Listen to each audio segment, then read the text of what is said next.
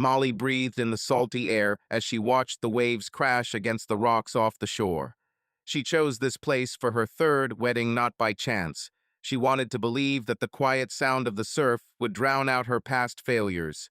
Today was a test day, ceremony rehearsal, checking decorations, fittings, tasting of the gala dinner.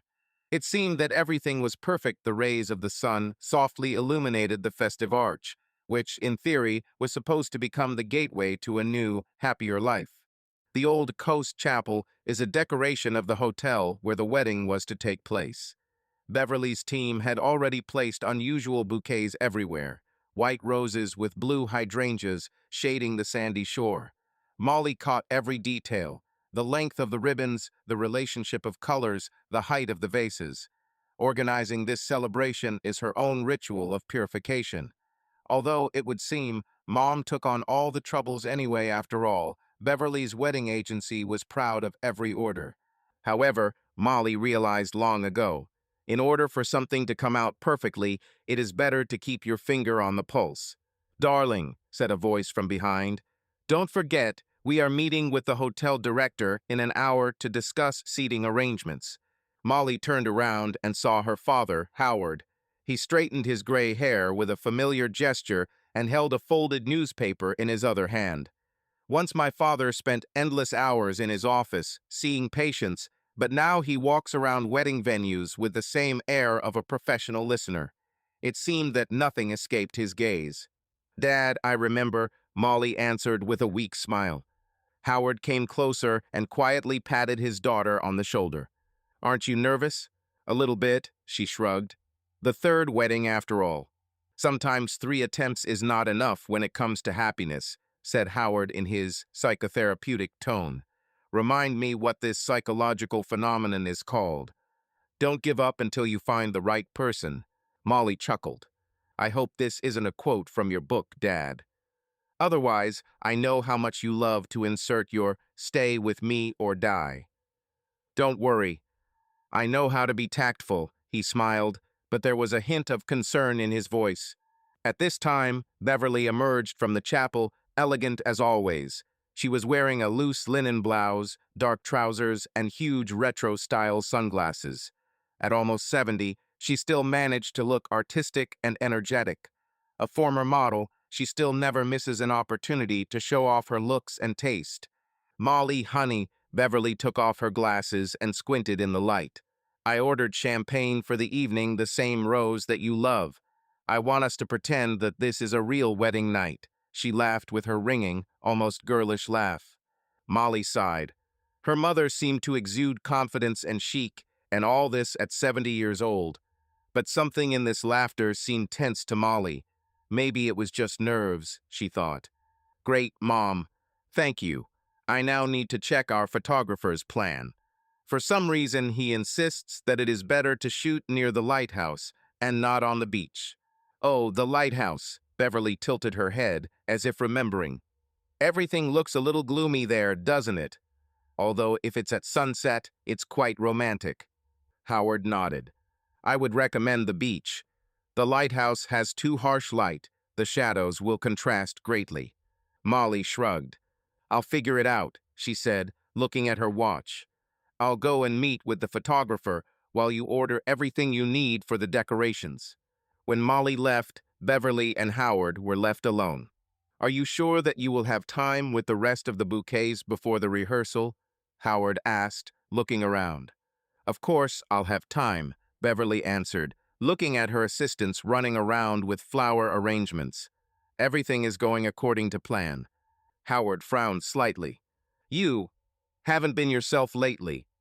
I think there's some tension between you and Molly's fiancé. By the way, he's a good guy, but..." "But what?" Beverly fixed him with a suddenly icy gaze. "Yes, it's simple. He's a little nervous. I noticed how he glances at you from time to time, and your reaction." Beverly smiled at the corner of her lips, putting her large dark glasses back on. "Oh, Howard, don't make this up. I have neither the desire nor the time to sort things out with young suitors. Or do you want to put me on your list of difficult cases? Bev, you know me, I'm not one of those people. But your appearance, It's like you're on edge. She turned away and took a deep breath. Let's not talk about this. Our daughter's wedding is coming soon. You just need to do everything perfectly. Howard remained silent, not daring to continue the topic. But I couldn't shake the feeling that something was wrong. Listen, this is not a whim. The sun on the beach is too bright during the day. The photos will turn out overexposed, the photographer passionately convinced, clicking the lens. We can move the timing to earlier in the morning or later in the evening, Molly suggested, trying to find a compromise. In general, I'll think about it, agreed the photographer. But the lighthouse is still beautiful in its own way. Decide with your fiancé and let him know. With the groom. Until today, it seemed to Molly that choosing a groom was the only thing she definitely didn't miss. He was truly impeccable, a successful businessman, original, with a sense of humor. After 2 difficult divorces, she wanted a reliable companion, not a fleeting romance. And yet there was something strange in his behavior in recent days. Maybe it was just wedding stress, she thought. When Molly returned to the hotel lobby, she noticed her fiancé at the bar. He sat with his back to her and next to her. She immediately recognized her mother's voice. Beverly's ringing laugh was so characteristic that it was impossible to confuse it. "Come on," Molly heard the groom say. "Don't keep me waiting." For a moment the girl froze, not understanding the context. But the tone, it was too intimate. "Hush," Beverly said, barely in a whisper, but still audible. "We can't be here." Molly could have sworn that something snapped inside her. But she pulled herself together and pretended that she hadn't heard anything special. She made a circle around the hall, walked to the bartender on the other side, and called out loudly, "Hey, I see you're having a good time here without me." Beverly turned around, instantly changing her facial expression to a friendly, businesslike one. The groom, let's just call him he, for now, because Molly's name was now echoing somewhere very far away, smiled, getting up from the bar stool. "Darling, we were just discussing the details of the party on the eve of the wedding," he said, coming closer and lightly hugging her waist. "Your mother said that we can choose a special program." "Yes, of course," Beverly smiled tightly. "I wanted everything to go flawlessly." Molly felt him hug her even tighter, as if trying to demonstrate tenderness and intimacy, but in fact hiding some awkwardness. She felt the light aroma of his perfume mixed with her mother's familiar perfume, which further strengthened her unpleasant feeling. "Are you done for today?" he asked. "Maybe we can walk along the beach?" "I need to discuss something with the photographer," Molly lied. "You go, I'll catch up." Beverly and the groom looked at each other. There was a silent agreement in this look that Molly could not help but notice. She felt everything inside her shrink, but she pretended that her attention had long since switched to something else. "Okay, just don't be late," he said, kissing her on the cheek. And he and his mother walked out towards the spacious open courtyard of the hotel. Molly stood, not taking her eyes off the back of the departing couple. The brain feverishly scrolled through all the snatches of their conversations, all the strange gestures and glances over the past days. Pictures flashed before her eyes that she had previously considered unfortunate accidents. But now it formed into a distinct mosaic, her fiancé and her mother. Someone called out to Molly, but she did not answer. She just nodded mechanically. The wedding was supposed to be the happiest in her life, the third, and according to her hopes, the last. And now her heart was squeezed by an icy guess. A few hours later, they gathered in the restaurant hall to taste the holiday menu. The guests' immediate family and a couple of friends who might have arrived earlier sat at a long table, discussing the upcoming toasts and sharing humorous pre-wedding stories. Beverly took the place at the head as the hostess, responsible for the decoration, and Molly next to the groom. Howard sat down opposite them, leaning back slightly and looking first at his wife and then at his daughter. He seemed to detect the subtle worry in Molly's eyes. "Darlings," the groom suddenly stood up, holding a glass. "I want to say a toast. For Molly, my only one, and for her parents, who help us make this day truly unforgettable." He glanced at Beverly, who gave him a small smile. Molly felt her heart pounding. I never thought that I would get married for the third time, the groom continued. But when you meet a person for whom you are ready to move mountains, you understand that 3 times is not the limit. Everyone laughed, and there were humorous comments. Molly smiled, but her heart was heavy. She knew she couldn't keep this mask on for long. When the waiters served the hot dishes and the guests were distracted, Molly leaned over to the groom and, pretending to straighten his tie, quietly whispered, "I need to talk to you alone later." He glanced sideways at Beverly, but answered, also in a low voice, "Certainly. Tell me when." Howard picked up on the tension. He knew something was going on with Molly, but he decided not to intervene now. And yet his soul was uneasy. He saw how sparks seemed to run between the groom and Beverly, which could not be ordinary friendly sympathy. Closer to night, when everyone had finished tasting and gone to their rooms, Molly stopped the groom in the hall. "Let's go to the beach," she suggested. "I need to freshen up." The wind from the sea was saturated with dampness and salt when they found themselves on a deserted shore. The waves rolled gently, illuminated by the moon. The groom held Molly's hand, but she finally pulled away. "I don't like it," she said. "What's going on between you and my mother?" He lowered his gaze, pretending that he didn't understand. "What are you talking about?" "About that look that I saw today, about those words that I heard at the bar. You're clearly hiding something, and I'm not stupid."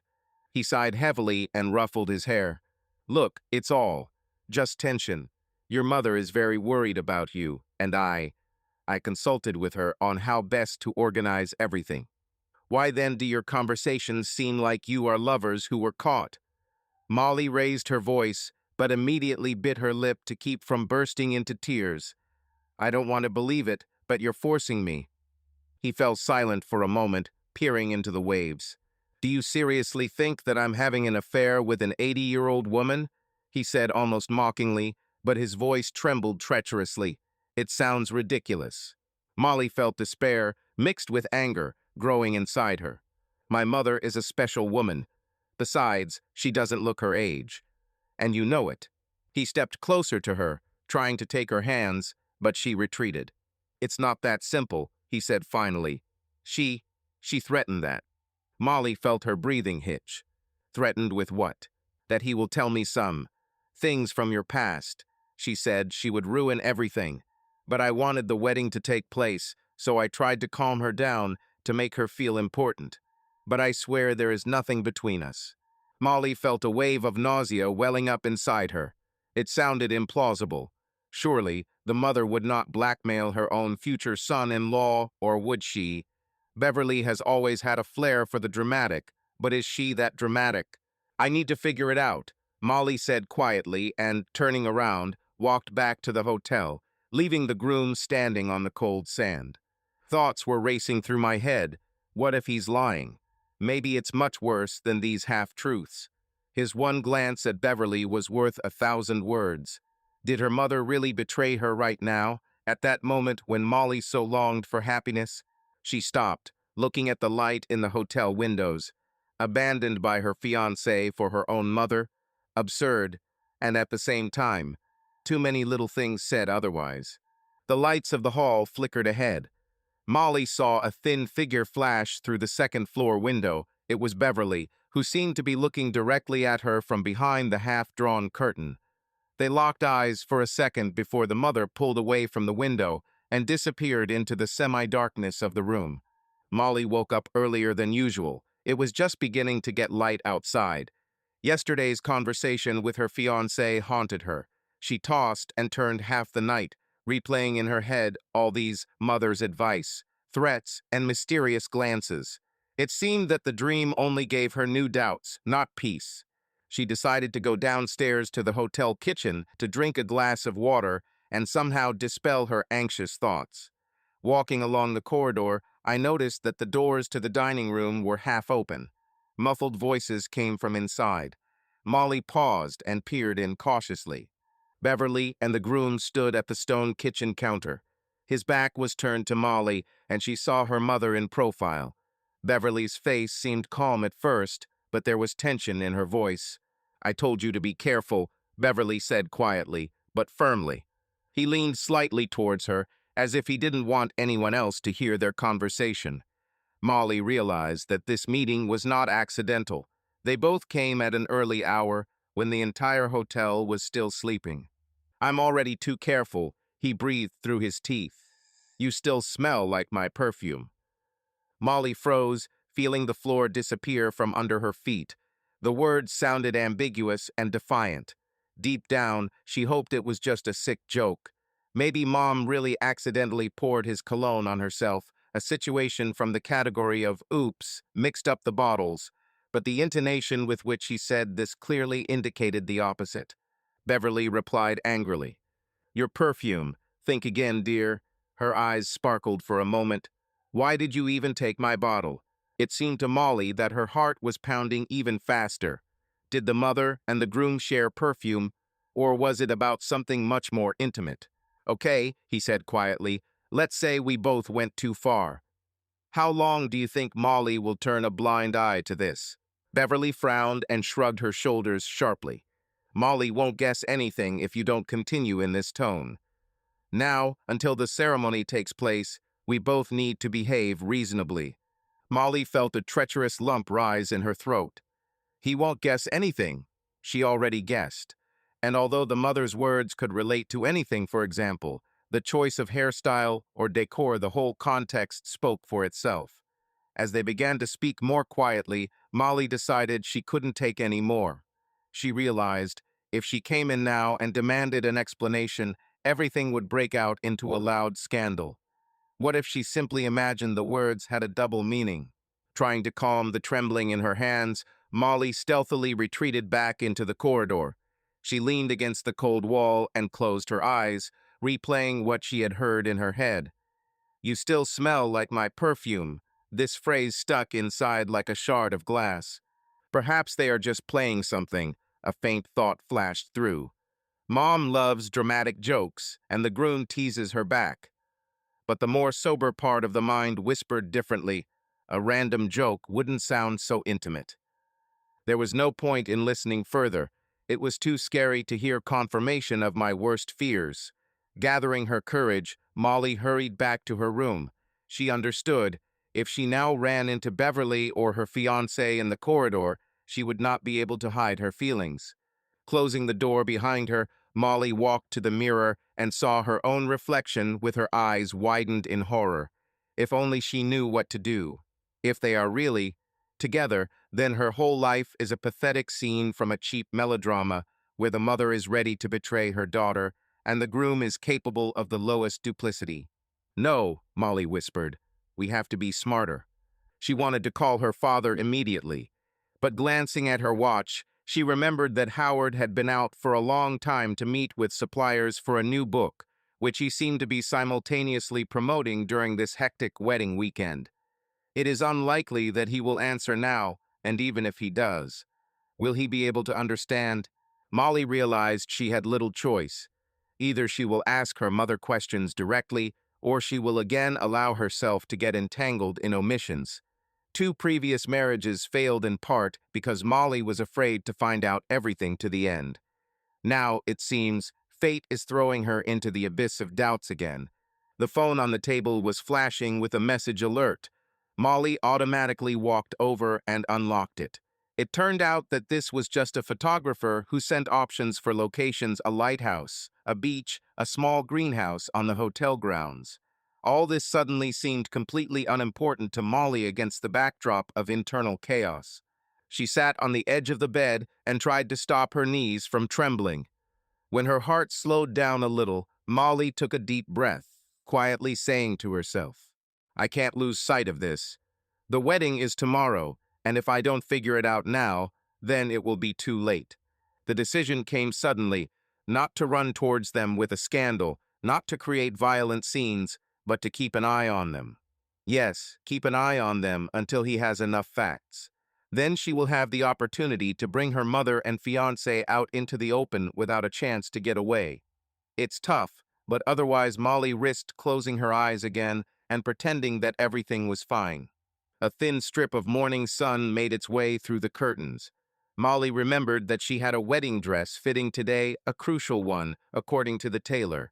The wedding, that perfect day into which she had invested so much effort and money, now seemed mockingly alien. But if the wedding takes place, it will only be after Molly figures out what kind of perfume so desperately connects her mother with her future husband. Molly never liked to talk about her experiences, neither to specialists nor even to loved ones. But now, as she sat down in the chair opposite her father, she couldn't help but remember how, as a child, she would sit for hours in his office, leafing through old psychology magazines while he finished a session with some anxiety-ridden patient. Then it all seemed funny to her, almost a farce. Howard's soft voice recording other people's confessions and fears on a tape recorder. But now that Howard himself had asked her for a short session, Molly felt uneasy.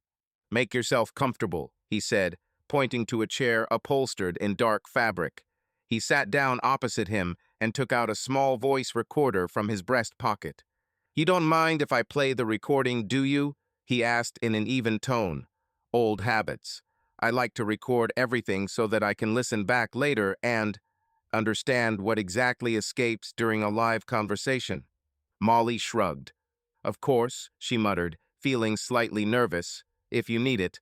Howard pressed the button, and the quiet hum of a recording was heard in the silence of the room. The father leaned back a little, touching his fingertips. "Tell me about your fears," he said quietly. "I see that you've been tense for several days. Either pre-wedding chores or something more. I want to hear from you." Molly swallowed. Every time he adopted this therapeutic tone, old childhood feelings woke up in her unpleasant, mixed with slight shame and a desire to defend herself. Still, being a patient with her own father was strange, although her parents always assured that there were no secrets in their family. I, I'm just scared," she began abruptly. "You see, this is the third wedding. I don't want to make a mistake again. And sometimes it seems to me that I'm running in the wrong direction again." "Not there. Where exactly?" Howard clarified, gently but insistently. Molly, embarrassed, looked down at her hands. She couldn't say so bluntly. "It seems to me that you and your mother know something, and my fiancé is a traitor."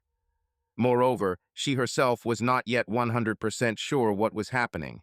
But Howard clearly sensed her anxiety, and she was afraid that every word would betray her suspicions. "It seems to me," she said after a pause, "that everything is going too fast. We haven't really gotten to know each other yet, but we're already ready to tie the knot. I see hints of something strange. Maybe I'm just exaggerating." Howard nodded quietly, as if considering her words. "Have you tried to discuss these experiences with your fiancé?" "Yes, but he always says that I'm just nervous before the wedding, everything can be fixed. And also—" Molly fell silent abruptly. It suddenly seemed to her that if she voiced further thoughts, her father might understand who and what she was talking about. Howard smiled slightly, although there was a hint of worry in his eyes. "Would you like me to give you a little advice? From my practice, when a patient fears that his future decision will be a disaster, he should look to see if there is a deeper reason for this fear. Sometimes something from the past prevents you from seeing the obvious." Molly tensed, remembering her fiancé's words that Beverly had threatened to reveal some of Molly's secrets. "Does your father really know about this? Or is he just saying that?" "Dad," she said carefully, "didn't you yourself notice anything strange in Mom's behavior? Or the groom? Maybe they're arguing about something?" Howard slowly looked away. Molly felt that he was hesitating whether to tell the truth or hold back. "You know, Beverly is a woman with her own temperament," he finally answered. "But I wouldn't call it weirdness. Rather, she just wants to control everything, because this is her profession, organizing perfect weddings." It sounded so smooth that Molly almost laughed at the sheer feeling of avoidance. He clearly knew more than he was saying, but why did he remain silent? "Let's say," she said quietly, "and my fiancé, don't you sense that he is preoccupied with something, or that between him and his mother there is something reminiscent of a secret?" Howard squinted again.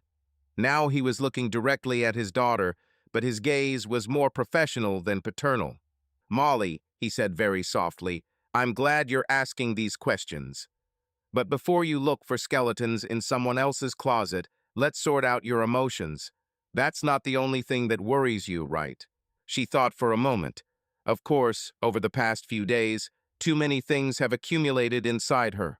A feeling of betrayal, fear of being deceived, anger at herself for not being able to notice the pitfalls in time. But she hoped that her father, who had the instincts of a psychotherapist, would become an ally for her, and he seems to be making cautious promises from her not to find out anything too radically. "Dad," Molly said quietly, looking into his eyes, "I'm afraid that those I trust most are deceiving me. I'm afraid I'll be made a fool again. I feel like a girl standing on stage in a stupid outfit, and everyone around me is laughing behind my back." Howard listened intently, did not interrupt, just nodded. Then he looked at the recorder again, making sure it was recording. "You said again. So you already know this feeling. When was the last time you felt deceived in this way?" "Probably in a previous marriage," Molly admitted, lowering her eyes. "He turned out to be a scoundrel. He cleaned out my account. But now, she repeated, clenching her fists, something else is gnawing at me. It's as if the one who should be my friend and protector is actually scheming behind my back." "And this makes you doubt yourself?" Howard asked delicately. "Yes," Molly admitted almost in a whisper. "I'm starting to think that my instinct is broken. How can you not notice a lie if it's happening right in front of your nose?" "Listen," Howard leaned forward a little. "Sometimes people willingly believe what they want to see, especially on the eve of the wedding, when it is so important to maintain the illusion of a flawless holiday. This is not weakness, but human nature. So I'm just deceiving myself so that everything is beautiful." "Not necessarily," he objected. "You're trying to control everything, because you already have the experience of a painful breakup.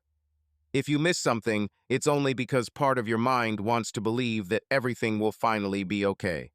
For some time, silence reigned in the room. Only the soft buzz of the recorder reminded that every word remained in the device's memory. Molly had a hard time restraining the desire to pour out everything that was boiling up, to talk about the strange conversation in the kitchen, about the groom's hints about Mom's perfume, about the glances that she and Beverly exchanged. But for some reason she couldn't, as if she was afraid that her father might take her mother's side, or, even worse, confirm her worst suspicions. "We can take a short break," Howard suggested, seeing her face contorted with tension. "Or we'll continue if you want to speak." Molly nervously ran her hand through her hair, a feeling of some kind of doom welling up in her chest. What she wanted to hear from him was a simple, "I know what's going on, and I'm on your side." But her father only suggested that she undergo a typical psychotherapeutic procedure. Name your fears, accept them. "Maybe a break," she whispered. "I'm tired." Howard leaned over and turned off the recorder. Their gazes crossed for a moment. In this short silence, it seemed to Molly that her father was about to add something important, perhaps a confession or advice. But instead, he just patted his daughter on the shoulder and said, "Fine. If you want to continue, I'm here. Remember that the best defense against lies is your own clarity of mind." Molly stood up, swaying slightly, feeling as if the ground was shifting under her feet. "Clarity of mind," she repeated in her thoughts. How can she find clarity if her own mother and fiancé seem to be conspirators? She turned to her father in the hope that he would add at least a grain of specifics, but Howard was already rising from his chair, hiding his face in the shadows.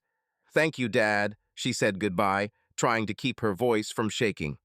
When the door closed behind her, Howard took the recorder in his hand again and quietly tapped his fingers on the body, as if listening to the echo of the recorded words. It seemed that he himself was struggling with doubt and the desire to help his daughter. But he was in no hurry to turn off the device completely. After all, everyone has a role to play in this family drama, and Howard seems to have remained the storyteller for now, keeping a secret that could change Molly's life or destroy it completely. Molly had not yet recovered from a tense session with her father when a desperate thought occurred to her. If no one wants to tell the truth, I will find out everything myself. Her heart was pounding as if before a jump from a height. It was scary to discover evidence of her own guess, but even more terrible to remain in the dark. She remembered that Beverly had rented a spacious, pre-wedding suite to keep all the jewelry and dresses at hand. There, my mother set up her personal headquarters, cosmetics, folders with documents, flower estimates, and heaps of different notes. Usually only she and a couple of assistants had access to him. But today, it seems, everyone disappeared on business, helping at other sites, coordinating the last stage of decor delivery.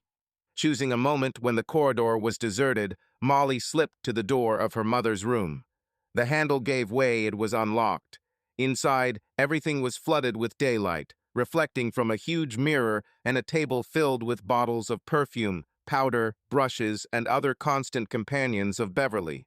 Molly looked around. On the bed, there were several options for dresses, neatly hung on hangers. Near the window, one could see boxes with accessories, luxurious hats, shawls, and handbags. It seemed like the bohemian aging beauty queen's entire life was laid out in such order as if it was being prepared for an immediate photo shoot. But Molly wasn't looking for dresses. She wanted clues, letters, notes, phone messages. Something was about to reveal a secret she was only guessing at.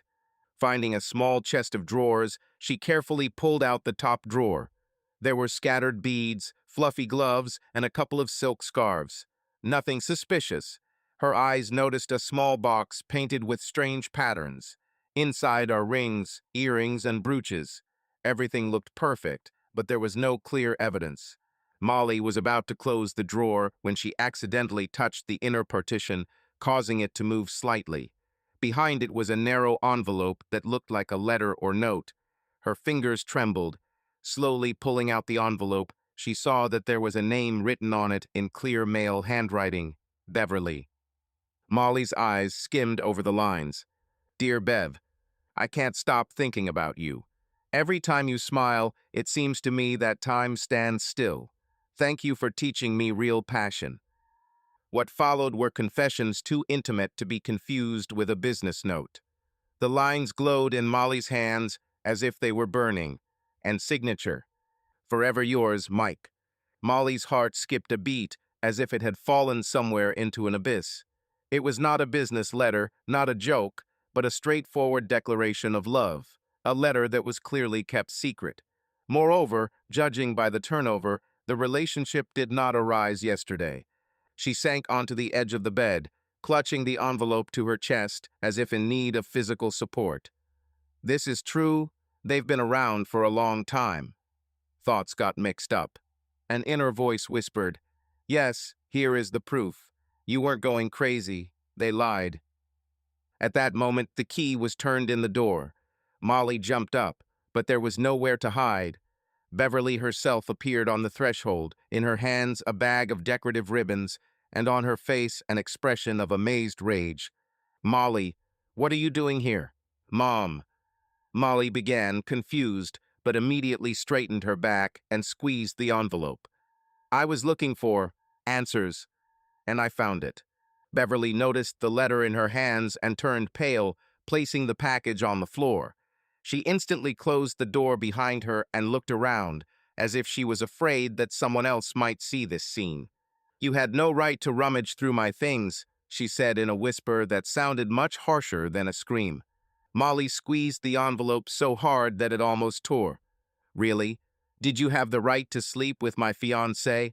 Molly's voice trembled. This is a love letter, Mom. He writes that he loves you. How could you? Beverly's eyes lit up, but she didn't look away.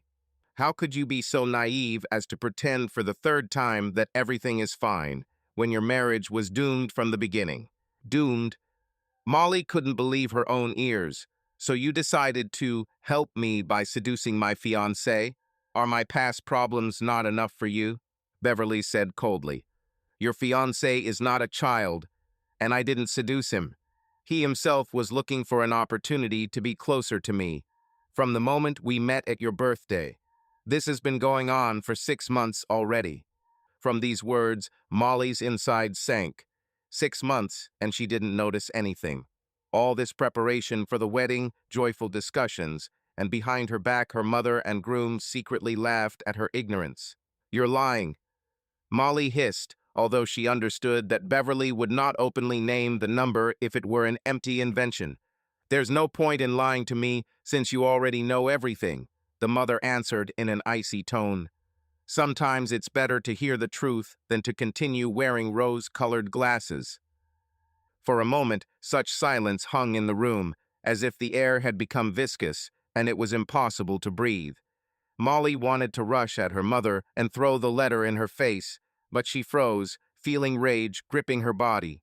You, you ruined everything," she whispered, not taking her eyes off Beverly. "Mom, how could you?" Beverly pursed her lips and looked away slightly to the side. "He loves me, and maybe for the first time in the last 20 years I feel truly needed. At your age, I had already gone through hundreds of humiliations when my feelings were not taken seriously. And even now, some people consider me an old woman who clings to youth. But you see, he treats me completely differently." Molly felt a wave of desperate hatred rise within her. Nevertheless, she tried to keep her voice calm. "So this whole wedding, what is it for if he loves you? Why would he marry me?" Beverly dropped her shoulders, raising her chin slightly in a tense gesture. "Ask him yourself. I can't answer for him. Yes, perhaps it was his stupid adventure to marry for money, status, decency. Or maybe he hoped that I would become a secret lover forever. But I'm tired of it." "Tired of it?" Molly asked bitterly. "So you had an affair with my fiancé for 6 months, were glad that he was in your hands, and only now decided that you were tired of it." "I'm tired of hiding," Beverly corrected. "I don't want to pretend that everything is fine while you follow in my footsteps again." "In what footsteps?" Molly cried. "You ruined my life, and now you still call it my feet?" "Yes, yours." Beverly raised her voice. "Look at yourself. You are all in fear, doubt. You attract the same emotionally immature men as I once did, and you are chasing the ideal wedding. It seemed to me that you were an adult, and you were repeating my old mistakes. You don't see that the wrong person is next to you." "Wrong person." Molly laughed bitterly through her tears. "If he is wrong, why can't you get rid of him yourself?" Beverly turned away, sighing. "Maybe because this is my last chance to feel that I'm still alive, that I'm still a woman, and not just a bohemian old woman with an agency." Molly didn't know what to answer. On the one hand, these mothers' words sounded almost tragic. On the other hand, they did not at all soften the pain of betrayal. "You could have found another way," she said in a broken voice. "Don't ruin your own daughter's life." "I didn't ruin anything for anyone," Beverly flushed. "If you looked the truth in the eyes, you yourself would understand that your union is a fiction." Molly grabbed the letter and crumpled the envelope with trembling hands. "Then why organize this circus with wedding decorations and invitations? If you wanted to make your affair public so badly, why didn't you stop us earlier?"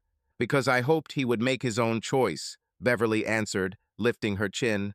"I wasn't going to admit it directly, but apparently it's not fate." Tears welled up in Molly's eyes, but she tried not to let them fall. She never thought she could hate the man she owed her life to so much. "You know," she finally said, throwing the crumpled letter on the bed, "I don't know what I'm going to do. But I swear, Mom, if he really chose you, you both will have no peace." Beverly bit her lip, narrowing her eyes, as if she was afraid that Molly was about to attack her. But Molly only took a step back, not taking her eyes off her mother. A suffocating silence hung in the air, broken only by the booming beats of her heart in her chest. "Get out," Beverly said evenly after a long pause. "This conversation will lead nowhere." "Yes, I'll leave," Molly responded in a quiet, ominous tone. "But now this whole wedding is on your conscience and fears." She jerked the door open and walked out into the corridor. Finally, she saw Beverly, exhaling heavily, sank onto the bed and covered her face with her hands. But even this did not evoke sympathy from Molly. Tears of disappointment and rage flowed down her own cheeks. One of the decoration assistants appeared in the corridor with a bunch of ribbons and balloons. Seeing Molly's pained eyes, she froze in confusion, as if she was afraid to ask what happened. Molly just shook her head and walked away, firmly deciding that she would no longer allow herself to be deceived. She stopped at the window where she could see a piece of the ocean. Just yesterday, this view seemed to her like a landscape of hope for a new life, but today it became the scenery of the most vile betrayal in her life. And even though her mother made excuses like fear of old age or the desire to feel alive, Molly knew one thing: this cannot be forgiven. While she had no idea what she would say to the groom and how she would live further, but in the depths of their souls, a burning, almost vengeful desire was already brewing to destroy their romance so that it would become clear to everyone: you cannot play with other people's feelings without consequences. Molly clenched her fists and blinked away her tears.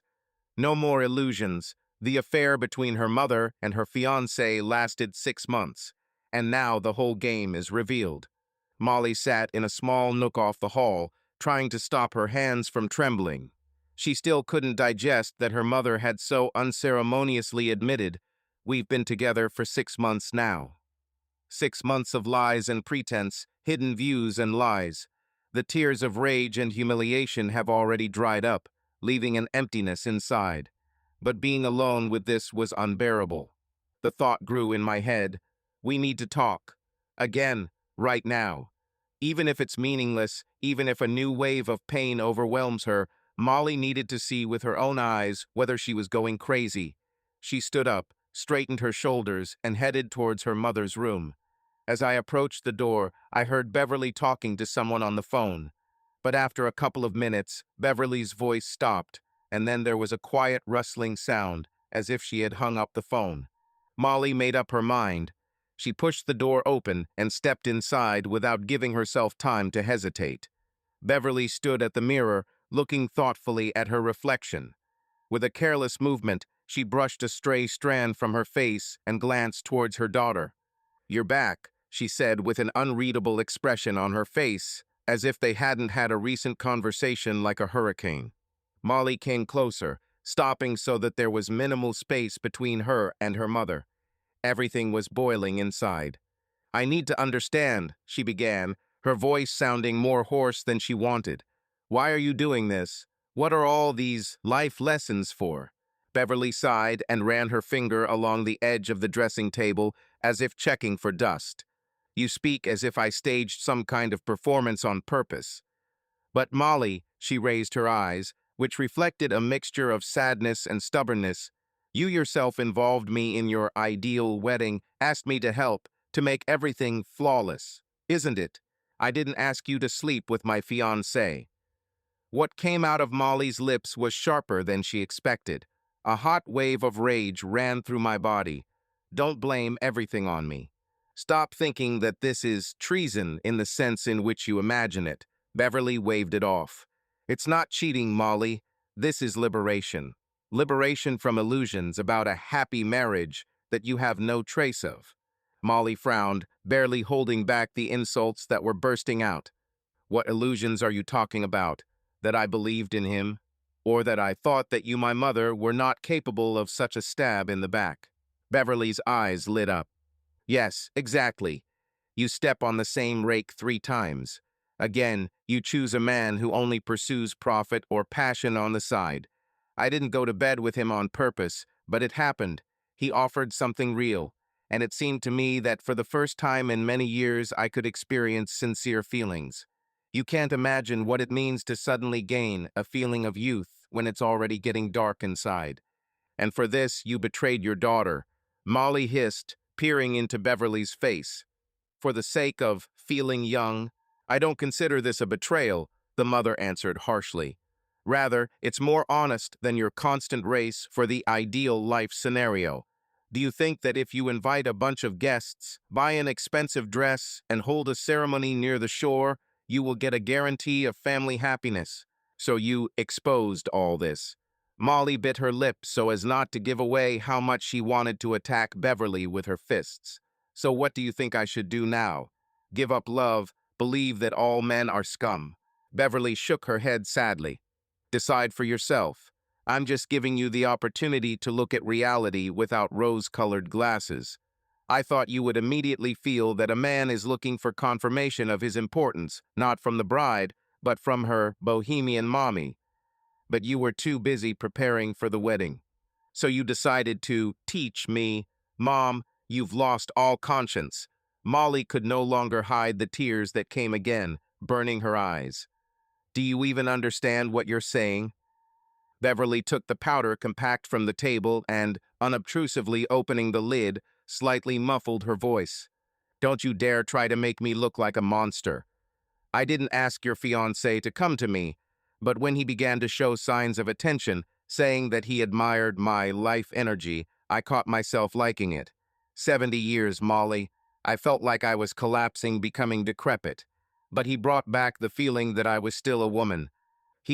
Molly's lips distorted with a bitter smile, and you decided that your desire to be a woman is more important than your daughter's feelings. Your feelings? Beverly raised her eyebrows slightly. If he loved you, he would not throw himself into the arms of my old age. So draw your own conclusions. Inside Molly, it was as if the last thread separating her from uncontrollable anger had snapped. She seethed, clenching her fists. I wanted to throw the compact at the wall. I wanted to grab my mother by the shoulders and scream, shout to the whole neighborhood that she was an insensitive traitor. But there was a lump in my throat. Molly took a sharp step forward, and her hand flew up of its own accord, ready to strike. Oh, so this is all for the sake of the truth of life, right? She screamed, choking with emotions. Mom, you. For a moment, it seemed to her that the hand would already touch Beverly's face, and she would not defend herself. But at the last moment, Molly stopped short. She saw her mother's face contort, fear mixed with the determination not to look away. Come on, Beverly muttered through her teeth. Hit me. A perfect ending to a family pre-wedding show, right? Molly began to breathe heavily, like a wounded animal, and her fist froze in the air. Then, exhaling, she sharply withdrew her hand and took a step back. Tears of shame and rage burned her eyes. You disgust me, she finally squeezed out and turned to the door, unable to continue this conversation. And then they heard a subtle movement behind the wall. Through the thin partition of the hotel rooms came a muffled sound, as if someone had moved or stood up from a chair. Molly recognized the careful rhythm of her father's steps. In recent years, Howard walked almost silently, but with a barely noticeable sway. So he was in the next room all this time. Beverly glanced quickly at the door leading to the corridor, and Molly became wary. If Howard was there, he probably heard them screaming. And why didn't he intervene? Or did you listen on purpose? Oh, of course, Beverly muttered quietly, reading the fear in her daughter's eyes. Daddy always has a voice recorder at the ready, recording family dramas. But at least he didn't betray me, Molly answered, breaking down into a whisper. Unlike you. Beverly bit her lip, clearly not having an answer to this reproach. The tension in the room became thick, like stale air, and at that moment a soft sigh was heard behind the wall, almost like a quiet laugh. Molly almost shuddered. Was her father really laughing at them? She sharply opened the door and jumped out into the corridor, where antique panels hung from the wall, and there was a three-legged cabinet with a vase. But Howard wasn't there. Perhaps he was standing in his room, slightly open to the doorway, or had already left. Regardless, he'd clearly heard enough and apparently found it funny or useful for your new book. Damn family, Molly whispered, covering her face with her hand. She felt like she was about to clutch her heart out of despair and anger. Inside, like in a cauldron, thoughts boiled. Mother is a traitor, father is a cold observer, the groom is a liar. Where to run? Who to believe? Behind the slightly open door, Beverly stood silently, not following her daughter. Maybe she realized that the conversation had reached a dead end, or she simply enjoyed being right, and in the next room, where Howard stood, there was an unspoken satisfaction in the air. He, apparently, had also collected material for his psychotherapeutic odyssey. Molly bit her lip, fighting back the tears. I won't let them bring me to my knees. I will not become a victim of these crazy manipulations. But where to go? What to do when your own mother says, "This is not cheating, this is liberation," and your father greets their family disaster with a quiet smile behind the wall. Her legs themselves carried her away along the corridor, away from everyone. Maybe to the ocean, where she will hear the sound of the surf alone and come to her senses at least a little. Let the waves wash away the feeling of vile dirt, as if she had been robbed and then accused of naivety. The morning turned out to be blindingly clear, and a light fog was still rising over the sea when Molly got out of bed in her room. Outside the window lay a picturesque panorama of the coast, and the wind barely noticeable swayed the curtains. Wedding day, the same one that just a few days ago she dreamed of, the magical culmination of a happy story in a white dress, against the backdrop of the surf and pigeons flying into the sky. But now everything was confused in Molly's head. Her mother's betrayal, the cowardly duplicity of her groom, and the strange silent approval of her father enveloped her thoughts in a poisonous fog, not allowing her to fully believe in the reality of what was happening.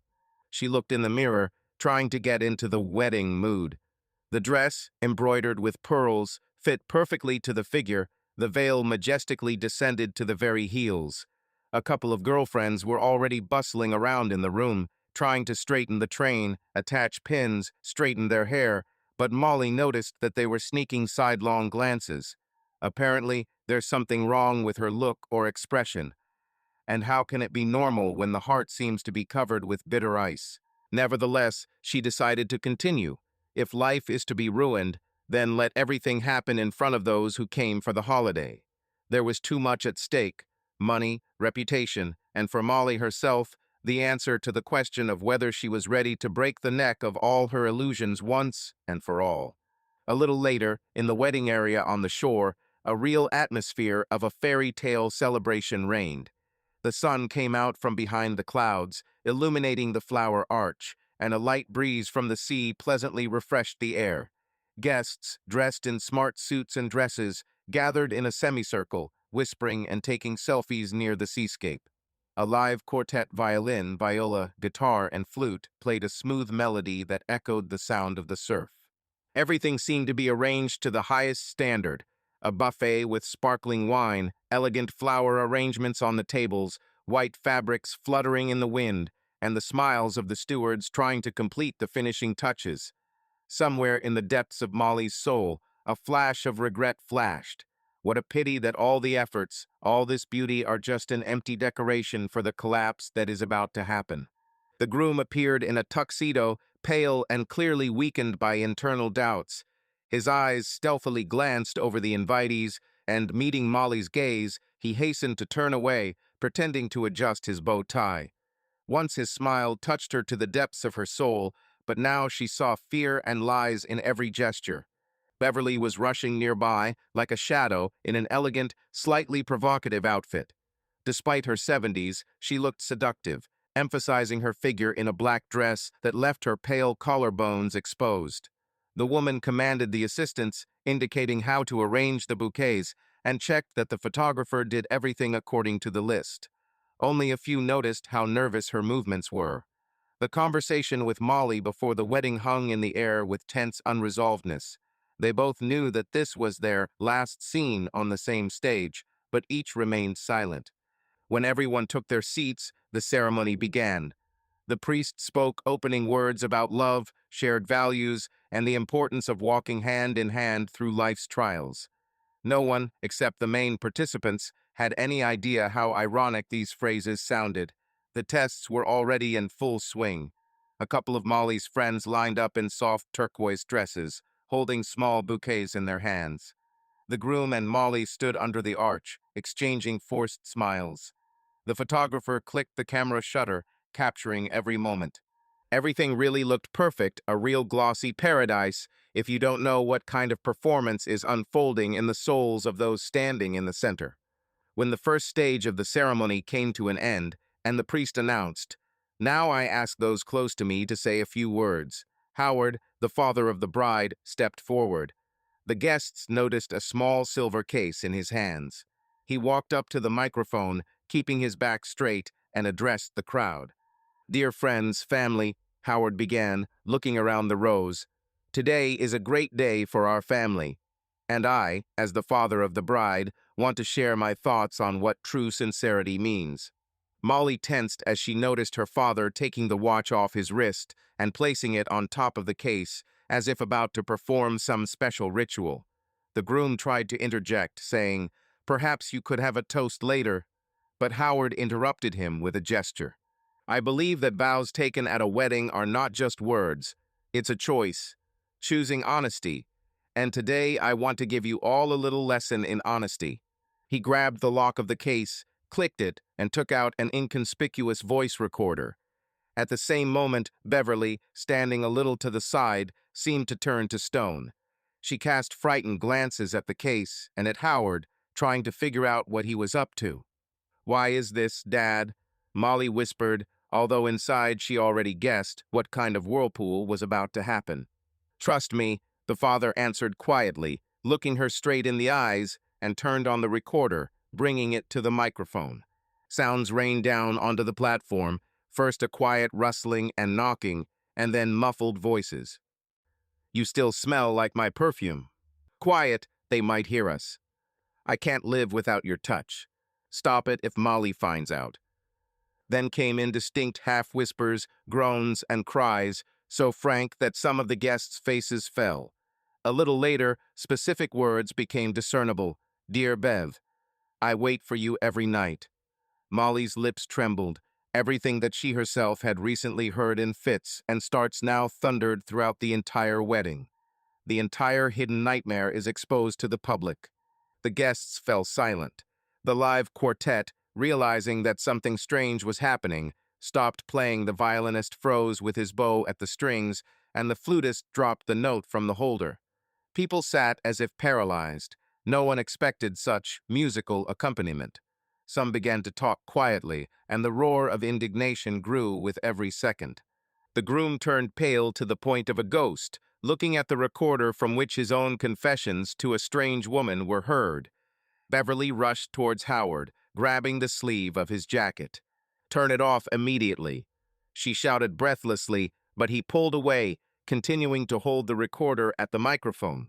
When the recording finally stopped at the last passionate whisper, Howard seemed to exhale calmly. He put the recorder away and looked at those present, as if expecting a reaction. One of the elderly aunts spoke first, raising her hands to her lips. "Lord, is this the mother of the bride and the groom? How is this possible?" The groom's eyes darted feverishly in search of a way out. Beverly tried to justify herself, but her voice trembled and became confused. The guests jumped up from their seats. Someone filmed what was happening on their phone. Someone loudly asked, "What is this, a prank?"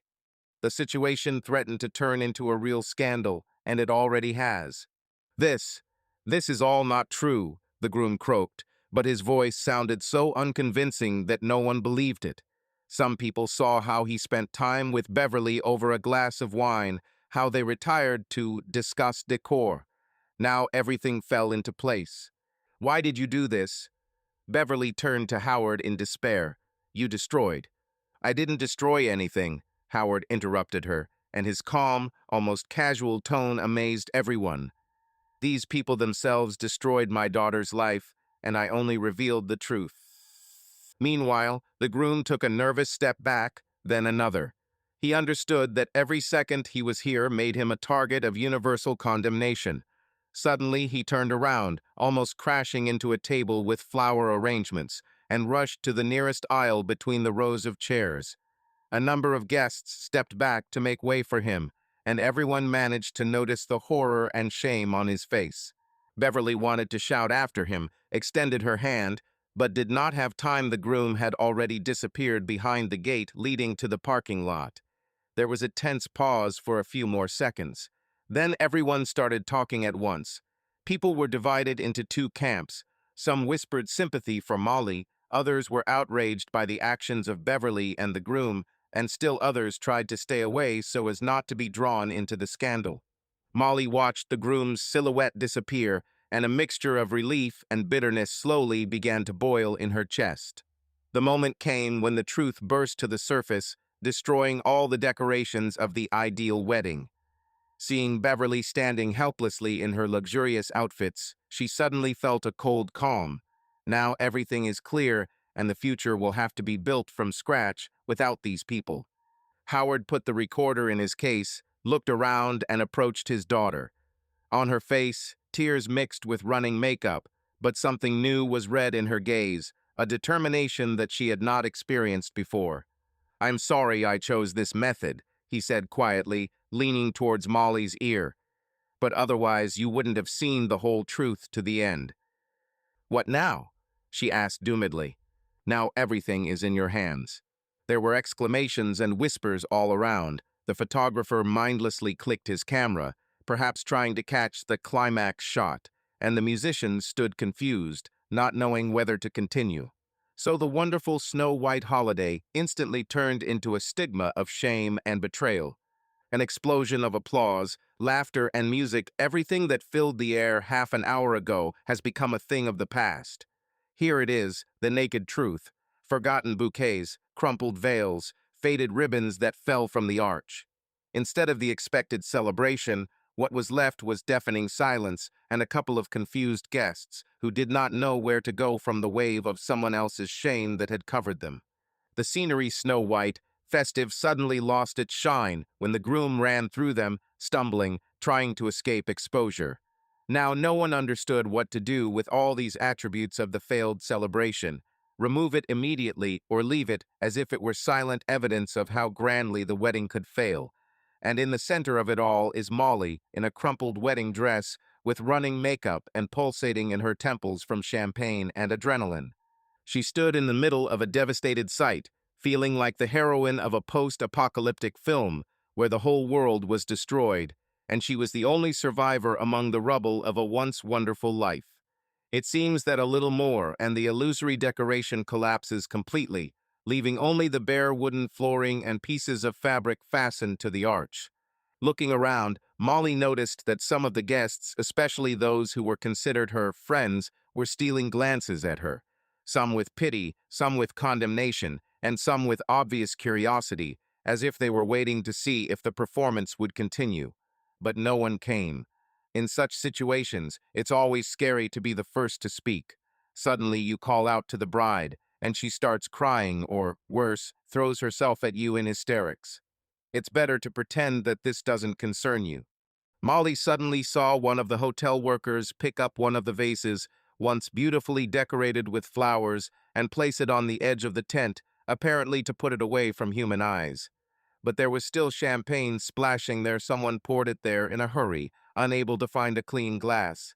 Or maybe it was the decorator's original idea, a vase with flowers and champagne, a funny absurdity that perfectly complements all this chaos.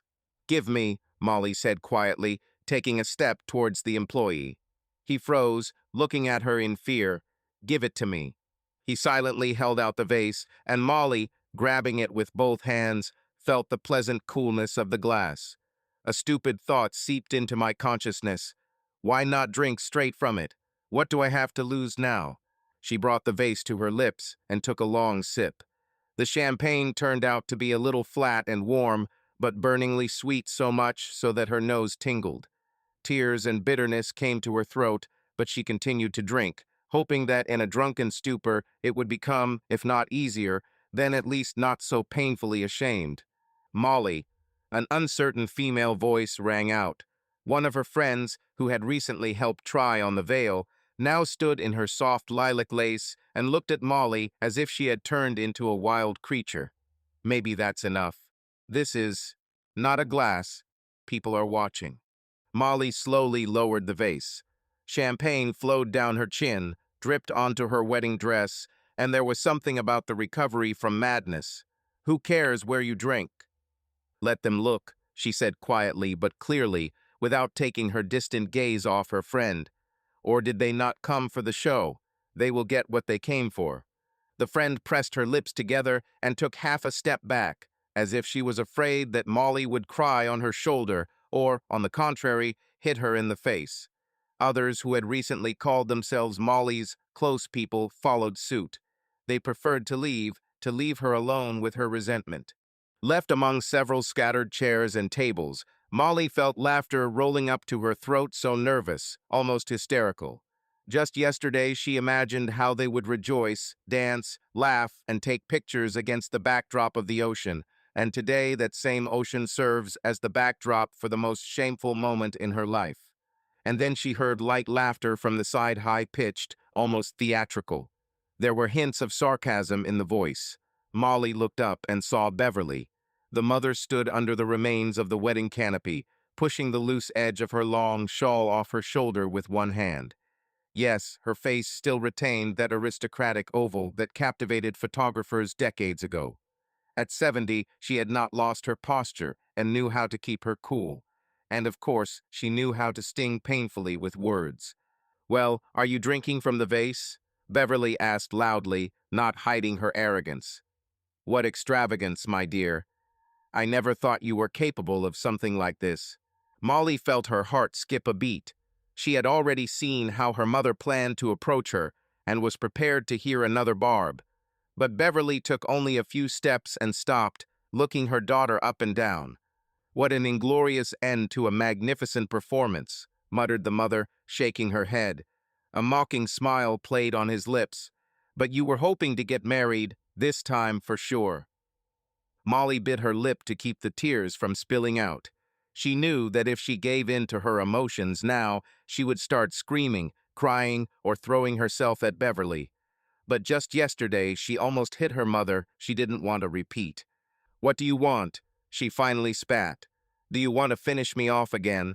"Yes, please. Or maybe you could invite me to a lesson on how to use other people's suitors." For a moment, a shadow of embarrassment flashed in Beverly's eyes, but then she straightened up and raised her head proudly. "I've already given you lessons, and judging by the fact that you didn't understand anything, you'll have to come to terms with this. Some people are simply doomed to stumble across traitors and liars. This is their karma." With the last word, she laughed quietly. The sounds of her laughter fell on the evening air, like a bitter mockery of what was left of Molly's faith and love. "I still can, honey," Beverly said, narrowing her eyes. "I can charm, joke, surprise, and most importantly, live. And you?"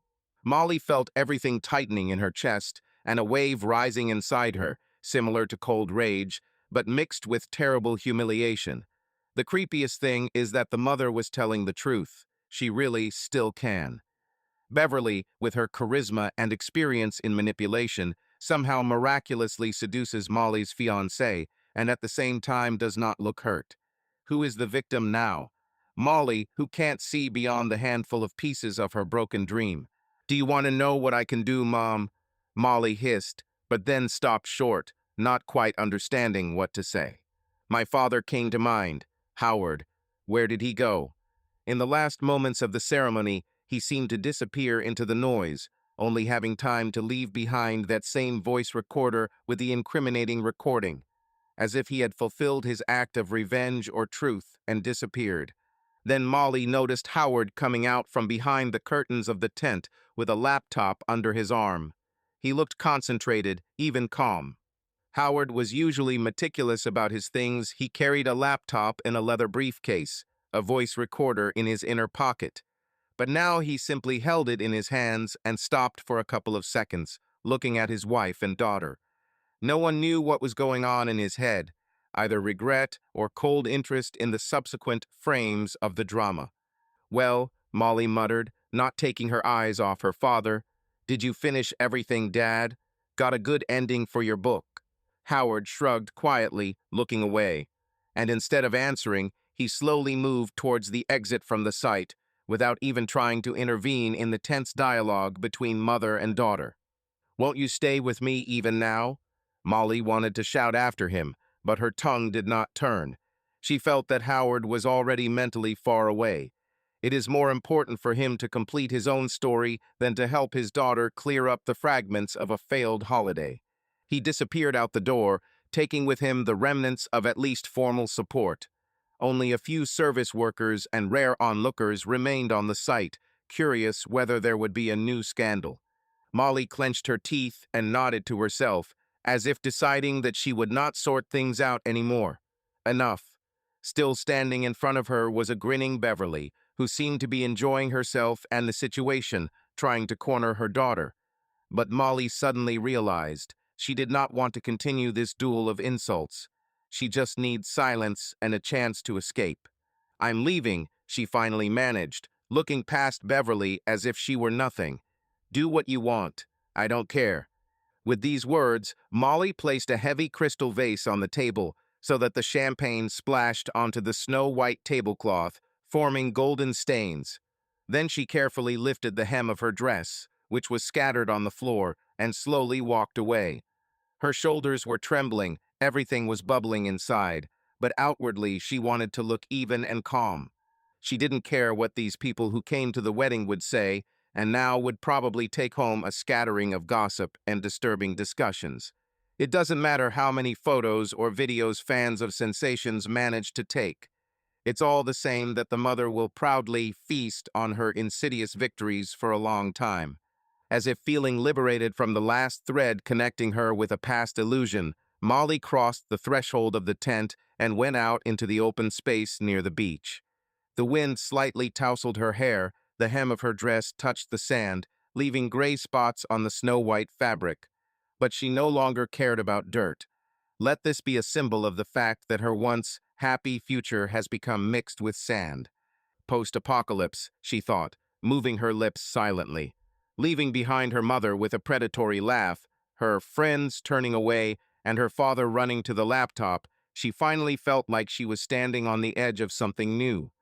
There was only emptiness inside, but perhaps this emptiness will become the ground to start all over again. Taking one last look at the scattered decorations of the ideal wedding, Molly took a deep breath of sea air and walked further to the water's edge. The sound of the surf drowned out her inner howl of pain. No one called her name or ran after her. And maybe this is for the best. There is no point in staying on a scorched earth where everyone just mocks and uses each other. She walked along the shore and thought that sometimes clarity comes after a disaster. Cutting pain reveals who you really are.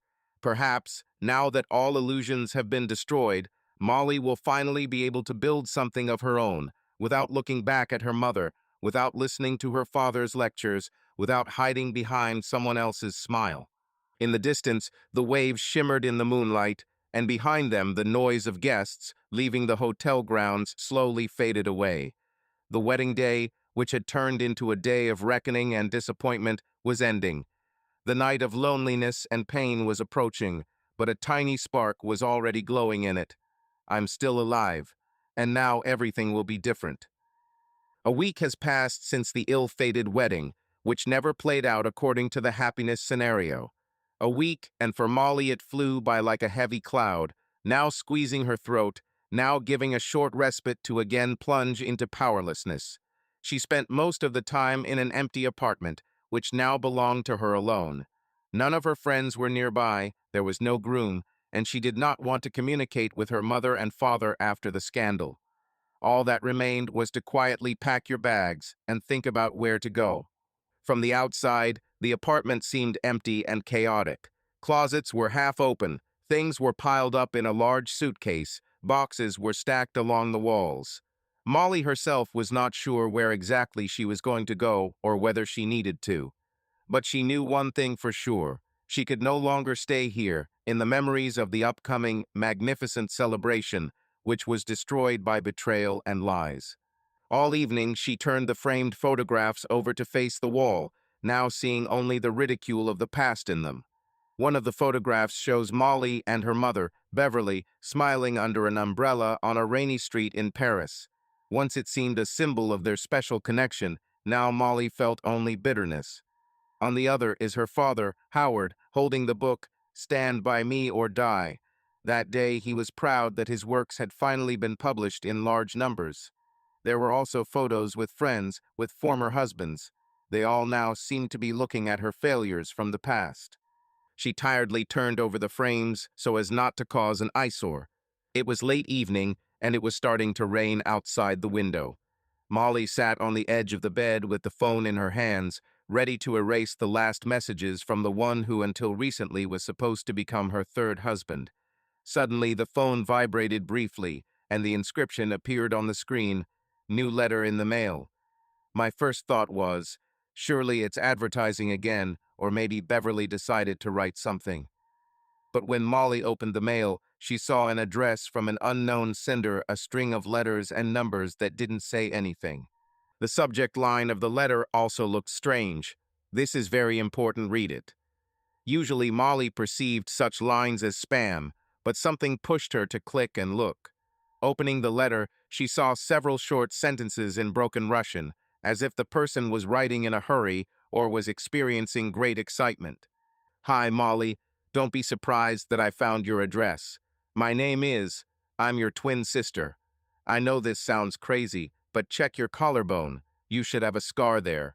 If he exists, we were born together, and Beverly took you from your father to make you an ideal daughter, and they left me. I grew up in a foster home and only recently learned the truth. Here is my address at the end of the letter if you want to meet. Please come. We need to talk. Molly read it once, twice. My heart was pounding wildly. I couldn't figure out how this was possible. Twin sister, she mentally repeated. How? Why don't I know anything? As a child, she herself often asked her parents if she had a brother or sister. Beverly always insisted that she had only one daughter. My father also never mentioned that it could have been different. This means that this is either someone's bad joke or a monstrous secret.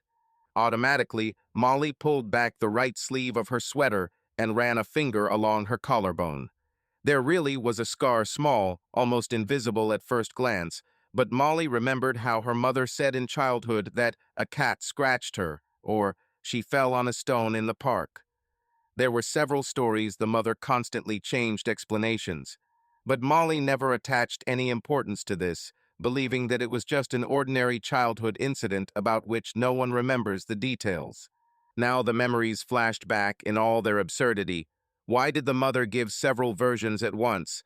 And why was she angry when Molly asked about the origin of the scar? Damn, Molly whispered, feeling panic rising in her chest. No one, except very close ones, knew about this scar. It was in such a place that strangers did not pay attention. How then could this Claire know? Having calmed down a little, Molly looked at the end of the letter. The address was written there. Judging by the name of the street, it was some kind of outskirts, maybe even a neighboring city, although she did not know for sure. I'm your twin sister. Everything didn't fit in my head. But if this is true, then a new, even more shocking chapter was opening in Molly's life. She printed out the letter. Fortunately, she still had a small printer, collected in one of the boxes, and looked at every word on the paper for a long time, trying to figure out if it was a fake. But the author's handwriting, the brevity of the phrases, the mention of the address, and the details of the scar were too specific. Doubts became less and less. Perhaps she really had a sister. Less than 24 hours later, Molly decided she needed to check it out.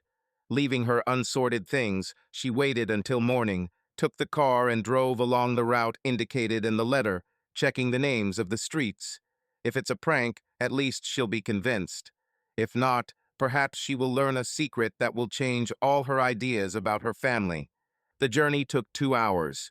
Along the way, she almost changed her mind a couple of times, especially when she saw signs with the names of settlements she had never been to before. But something inside drove her forward. After the shock of the wedding, Molly was no longer afraid of new revelations. It seemed that nothing could hurt her more. When she finally arrived at the desired address, she was faced with nondescript houses in a quiet area, more like a residential suburb. The buildings are two-story, mostly with gray siding and modest front gardens.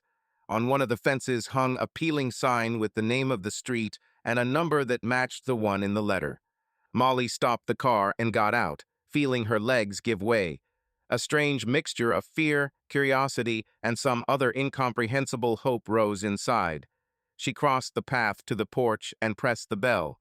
Her heart was beating so hard that she could almost feel it in her throat. The door opened almost immediately. A woman stood on the threshold, more precisely, still a young woman in her early 40s, and Molly gasped. Her eyes, the oval of her face, the shape of her lips, everything seemed to be her own reflection, slightly different in the details of her hairstyle and facial expressions. This stranger had shorter hair, cut into a fashionable bob, but the color was a rich chestnut, the same as Molly's. The look is the same one Molly has seen in the mirror for many years. "You," was all Molly managed to squeeze out. The woman apparently shuddered from emotional stress, but tried to smile. "Are you Molly? Come in." "I, Claire." Entering the house, Molly looked around. A small hallway with colorful wallpaper, a couple of old family photographs in frames, where the pictures clearly showed Claire's adoptive parents older people who did not look like either Howard or Beverly. This whole environment spoke more of a cozy life without luxury, except for the neatly arranged small figurines on the shelf. "You wrote." Molly began, not knowing how to behave with a man who calls himself her twin. She wrote that she grew up in a foster family, and something about Beverly, like she took me and left you. How is this possible? Claire led Molly into the living room, where there was a soft sofa and a small coffee table on which newspapers and old papers had accumulated. Overall, the house looked modest but clean. "This is my adoptive family," Claire confirmed, pointing to a couple of large photographs, a man and a woman already elderly, with gentle smiles. "They raised me from infancy. All I knew about myself was that my own mother could not or did not want to keep me with her. My adoptive parents said that I was from out of state and that I had no documents other than what they received upon adoption." Molly listened, feeling her insides grow colder. After all her life she considered herself an only daughter, and her mother never said a word about the fact that Molly could have a sister. "Why did you decide that I was a twin?" Molly asked, sitting on the edge of the sofa. Claire ran her hand through her hair and sighed quietly. "A year ago, I accidentally saw a story on TV about your mother, Beverly. It seems she gave a talk somewhere about her wedding agency and gave an interview. There flashed footage of her hugging a woman. I literally jumped. The woman looked so much like me that I couldn't believe it. Then I searched on the internet, found your photos in some gossip columns, and then I realized that this was not just a coincidental resemblance. You are my copy, except for a couple of details." "But the scar?" Molly mechanically touched her collarbone. "Yes," Claire smiled bitterly. "I have it too, about the same shape and size. My adoptive parents said that I was injured when I was just a baby when I got into their house. But the documentation about the birth itself is classified. I was taken under an expedited procedure so that the baby would not hang around in the orphanage. They never said who the biological parents were." Molly swallowed the lump in her throat, feeling like she was ready to ask 1,000 questions, but didn't know where to start. "And how did you? How did you find me? How did you find my email?" Claire shrugged, lowering her eyes. "I started writing to the editors who published Beverly's interview, looked for contacts of the wedding agency, once even called them, but they told me that they do not accept incomprehensible messages. Then I started looking for you on social networks. One day I saw your public profile and guessed your email address. It sometimes coincides with your first and last name. In general, I guessed right. I plucked up the courage to write. I'm sorry if this feels like an intrusion into your life." Molly ran her hand over her face, trying to calm her confusion.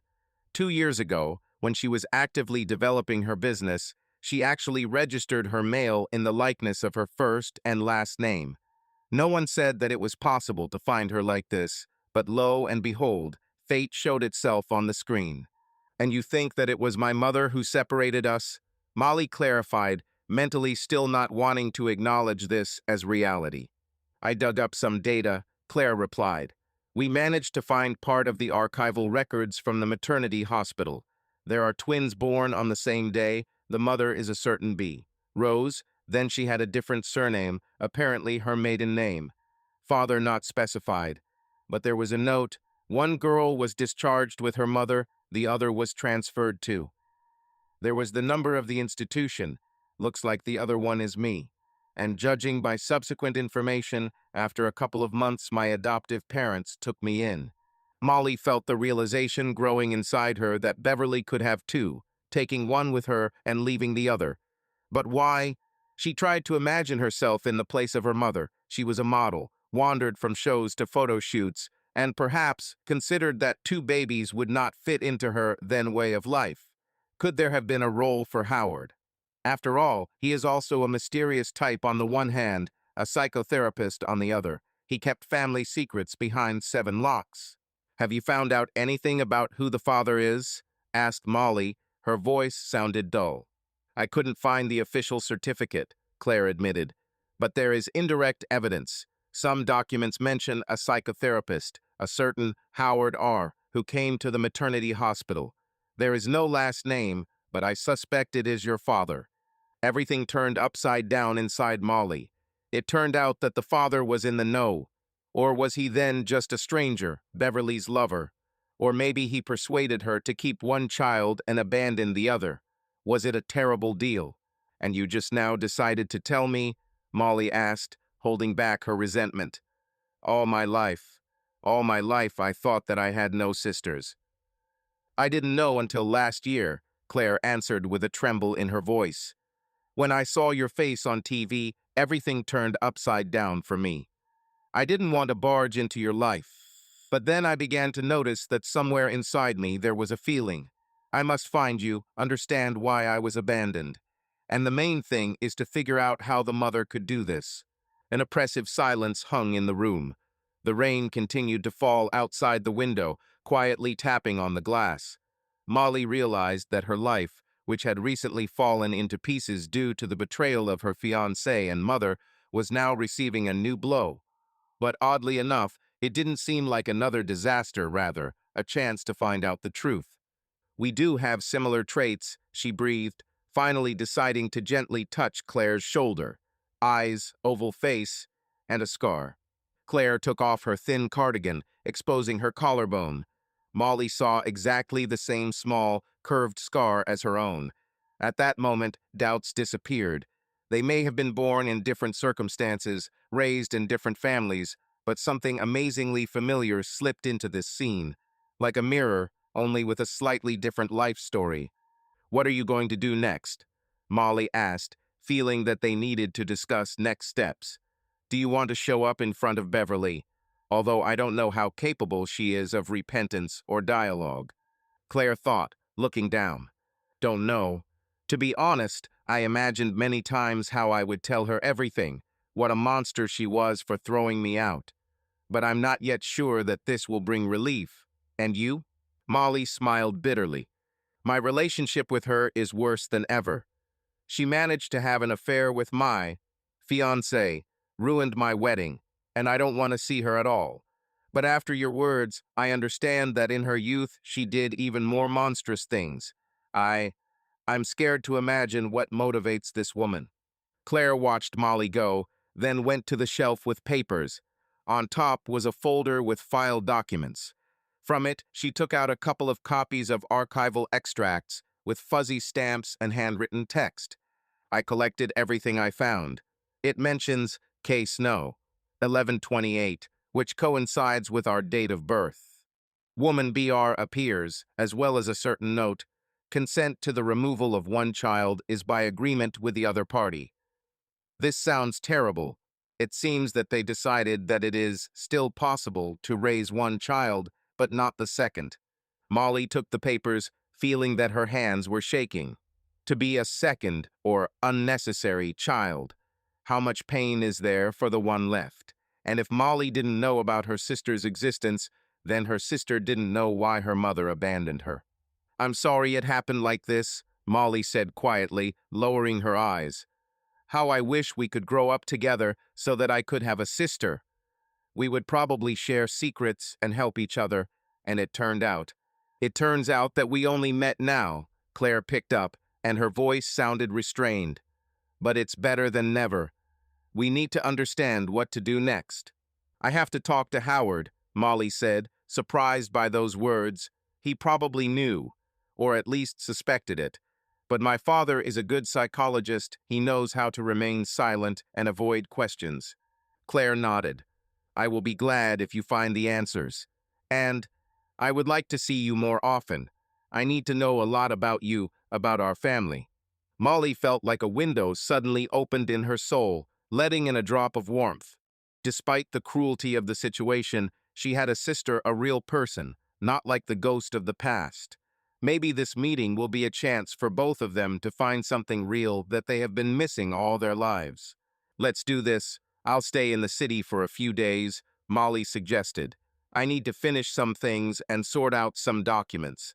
Maybe we can look for more information about the archive together, now that you've started digging, and we'll decide what to do with Beverly. Claire smiled sadly. Agree. I don't try to rush into her screaming, although I wanted to before. It is important to understand why everything happened this way. They exchanged phone numbers and agreed the next day to go to the local municipality, where some paper archives were kept. Molly wanted to get to the bottom of all the details. How were the twins born? Who signed the consent and why? What does Howard have to do with it? The next morning, early dawn, Molly was already standing at the old door leading to the basement of one of the office buildings in the city center. Claire followed her, hesitantly shifting from foot to foot. It was here that Howard, after his scandalous wedding, rented a temporary office to work on a new book and see special patients, according to a couple of his acquaintances from the publishing house. The weather outside was chilly. Dampness and a prickly wind made their way under my clothes, bringing with them a feeling of discomfort and anxiety. Or maybe it was the meeting with her father that frightened Molly more than the unfavorable prognosis. She sighed heavily and pressed the bell with the small brass sign, Howard R., psychotherapist. Footsteps were heard outside the door, then the familiar voice of the father. Come in. As soon as you crossed the threshold, the tart aroma of coffee and the light smell of tobacco hit your nose, something that Howard occasionally abused when he was under stress. The room turned out to be simple. A table, a couple of chairs, a sofa, mountains of papers scattered on the shelves, and soft light familiar to psychotherapy rooms. Howard was sitting at his computer, probably working on his book. When he saw Molly, he stood up and pushed his glasses up the bridge of his nose. His gaze darted to Claire, and at that same second a strange shadow slid across his face. It was as if he instantly realized who it was and lost the ability to hide his emotions. Molly, he said slightly hoarsely. And, this is Claire, Molly interrupted, stepping forward. My twin sister. The one whose existence you seem to know very well, right? Howard sighed heavily and lowered his eyes. For a moment the office became echoing and empty. Only the noise of a coffee maker somewhere to the side reminded us of the outside situation.